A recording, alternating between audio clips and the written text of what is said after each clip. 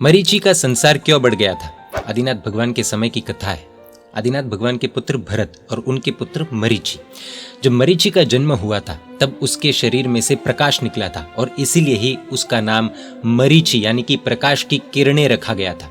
वो बड़ा हुआ और प्रभु की देशना सुनकर दीक्षा ले ली। अब दीक्षा तो ले ली, लेकिन कहते हैं ना, लेना आसान है पर पालना उतना ही मुश्किल है। ठीक ऐसा ही मरीचि के साथ भी हुआ। वो दीक्षा के कष्टों से हार गया। उसने अपनी वेशभूषा बदल ली।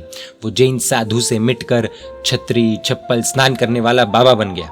पर वो रहता तो हमेशा आदिनाथ भगवान के साथ ही था। समय बीतता गया। एक बार मरीचि बहुत बीमार हुआ।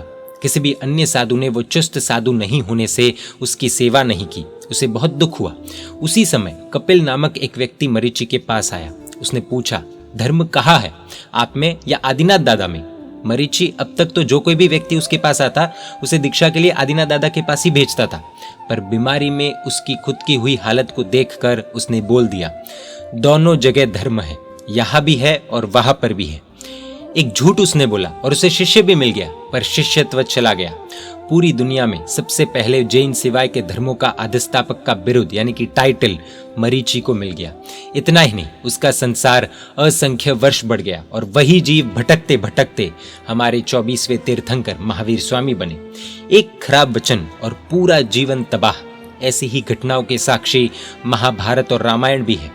एक खराब वचन और युद्ध छिड़ गया। बोलते समय बहुत सावधानी रखनी पड़ती है। इसीलिए ही कहते हैं वर्ल्ड वॉर से भी ज्यादा वर्ल्ड वॉर खतरनाक है। यही बात श्री आवश्यक निरुक्ति आगम कहता है। मरीचि एक खराब वचन की वजह से दुख के सागर को प्राप्त हुआ।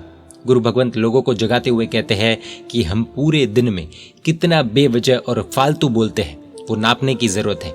यूं ही पीजे शब्द नहीं आया है। जय जिन शासन, जय महावीर।